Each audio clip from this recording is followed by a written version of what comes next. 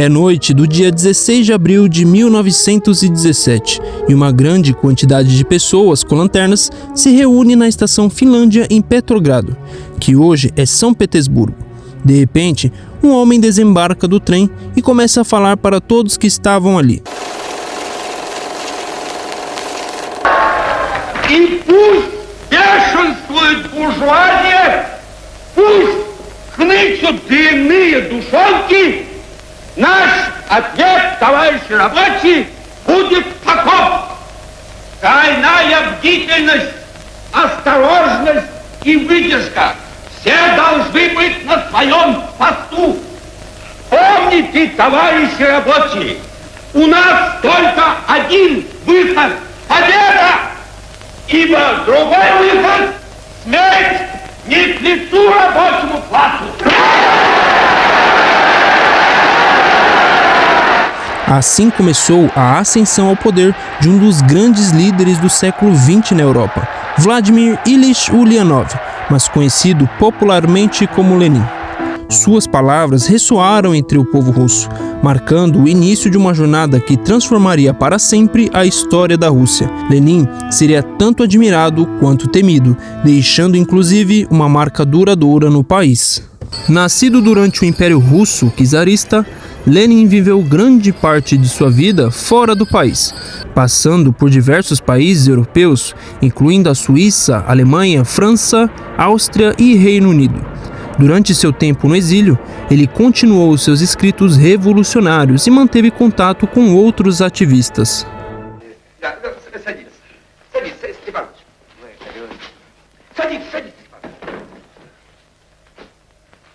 Então, nosso camarada Lenin retornou à Rússia em abril de 1917, após a Revolução de Fevereiro, viajando a bordo de um trem selado organizado pela Alemanha, que viu seu retorno como uma oportunidade de enfraquecer a Rússia durante a Primeira Guerra Mundial. Seu retorno foi tão impactante que 5 anos depois, em 1922, ele se tornou o primeiro líder da extinta União Soviética. Mas como Lenin conseguiu liderar uma revolução na Rússia em menos de 7 anos? E quais foram os principais resultados de suas ações? Bom, primeiramente, vamos analisar 3 pontos cruciais para entender a importância histórica desse personagem. Vladimir Ilyich Ulyanov veio ao mundo em 1870, na cidade então conhecida como Simbirsk e posteriormente renomeada como Ulyanovsk, em homenagem ao líder soviético.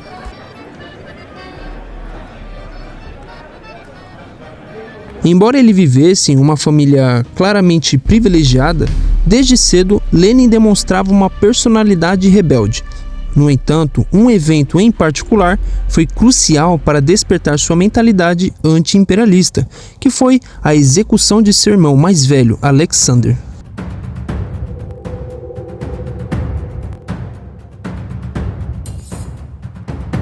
Então, o filho mais velho dos Ulyanov foi executado em 1887, acusado de conspirar para assassinar o então czar Alexandre III. Nesse período, a maioria da população do Império Russo enfrentava condições de vida extremamente difíceis, principalmente agrícolas, que foram marcados pela fome e a pobreza. E nesse cenário, Lenin dava seus primeiros passos rumo à revolução.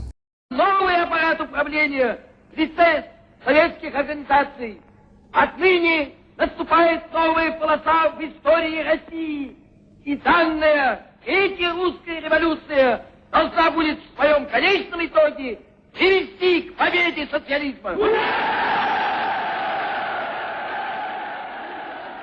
Em 1895, Vladimir Lenin foi preso por se envolver em atividades revolucionárias na Rússia.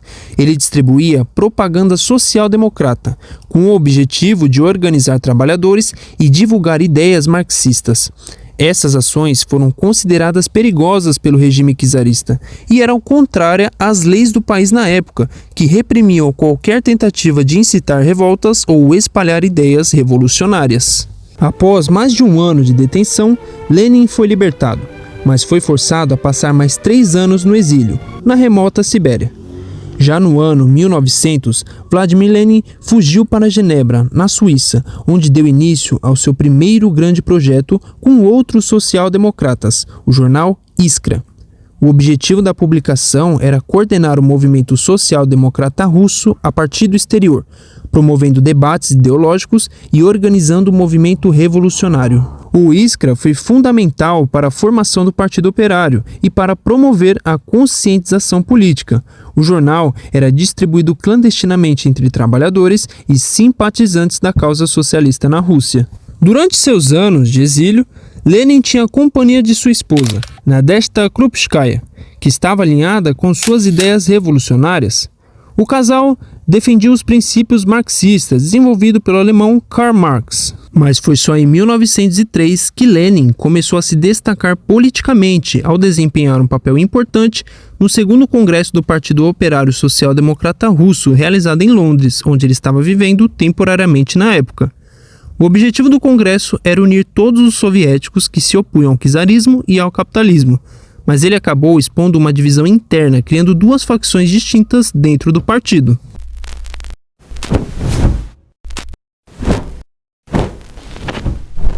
De um lado estavam os mencheviques, que eram mais moderados e tendiam a se alinhar com as ideias da democracia parlamentar europeia. Do outro lado, os bolcheviques, liderados por Lenin, que tinham uma visão diferente sobre como alcançar o poder. Mas o modelo bolchevique acabou prevalecendo, levando à formação do Partido Comunista, que governou a União Soviética desde sua criação em 30 de dezembro de 1922. Esse modelo estabeleceu um estado de partido único, com Vladimir Lenin como seu primeiro líder. E a grande pergunta: como os bolcheviques conseguiram estabelecer esse modelo? Para entender como isso ocorreu, é necessário retroceder ao ano que marcou um ponto de virada na história da Rússia. Vamos voltar para o ano 1917. Naquela época, Lenin ainda estava no exílio e a situação da população russa continuava precária. A fome no campo, a exploração nas indústrias e a participação da Rússia na Primeira Guerra Mundial agravaram ainda mais as condições. Foi em fevereiro daquele ano, de acordo com o calendário russo da época, ou em março, de acordo com o nosso, que ocorreu a primeira grande revolução de 1917. Uma revolta que levou à renúncia do czar Nicolau II, que já estava perdendo o apoio popular, marcando o fim da monarquia russa. Isso resultou na formação de um governo provisório, que contava com a presença dos mencheviques, mas logo surgiu um contrapeso de poder com a formação do Soviete de Petrogrado. O Soviete de Petrogrado era um conselho de trabalhadores, soldados e camponeses formado após a queda do czar. Inicialmente, ele era composto por uma coalizão ampla de partidos socialistas, incluindo mencheviques, social-revolucionários, bolcheviques e outros grupos políticos. Embora o soviete não fosse exclusivamente bolchevique no início, os bolcheviques eventualmente assumiram uma posição dominante nele. Eles não tinham exercido influência na queda anterior do czarismo, mas seu protagonismo surgirá meses depois, levando à Revolução de Outubro de 1917. Após receber a notícia da Revolução de Fevereiro, Lenin deixou o exílio na Suíça e iniciou uma longa jornada de trem, atravessando a Alemanha, a Suécia e a Finlândia, rumo a Petrogrado. Seu objetivo era claro desde o início: iniciar sua própria revolução, a bolchevique. É por isso que seu discurso naquela noite de abril terminou dessa forma.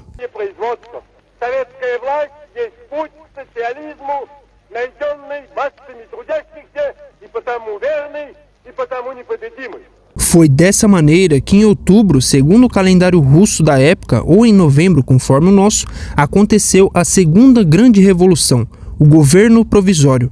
Ainda extremamente frágil e instável, foi derrubado pelos sovietes bolcheviques, que logo assumiram o controle. E assim, Lenin alcançou o primeiro objetivo de seu célebre discurso, garantindo a paz ao retirar a Rússia da Primeira Guerra Mundial por meio do Tratado de Brest-Litovsk. Entretanto, essa paz superficial logo se revelou uma ilusão. pois após a Revolução de Outubro, eclodiu uma guerra civil sangrenta entre os russos. De um lado estava o Exército Vermelho dos bolcheviques, e do outro o Movimento Branco, composto por conservadores, liberais e socialistas mais moderados. Um confronto que resultou em um grande número de vítimas, no qual os bolcheviques ordenaram a execução do ex-czar Nicolau II e logo após sua família. Lenin justificou o uso da violência e da repressão como a única maneira de consolidar o novo Estado. Além disso, outros grupos perseguidos incluíam intelectuais e a Igreja Ortodoxa Russa.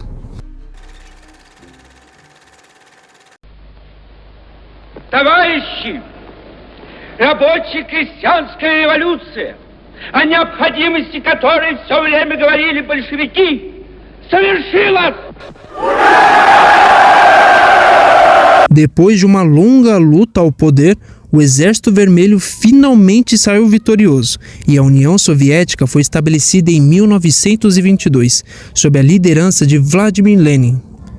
Mas o que ele não esperava é que ele permaneceria no poder por pouco mais de um ano, pois faleceu em janeiro de 1924, vítima de um derrame. Os especialistas acreditam que ele teve tempo de lançar as bases da máquina repressiva que Joseph Stalin mais tarde aperfeiçoou. Para concluirmos, este terceiro ponto é essencial para entender o legado de Lenin.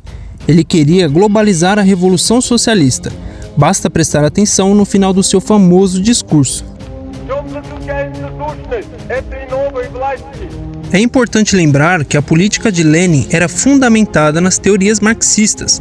No entanto, quando Marx e Engels conceberam o conceito de ditadura do proletariado, estavam pensando em um país desenvolvido como a Alemanha e não um país mais atrasado como a Rússia. Mas Lenin não via isso como um problema, pois ele encarava a Revolução Russa como precursor do socialismo global, buscando estender seu alcance aos países mais desenvolvidos. Em sua busca por disseminar o socialismo em 1919, Lenin e diversos marxistas globais estabeleceram a Terceira Internacional, mas também conhecida como Internacional Comunista.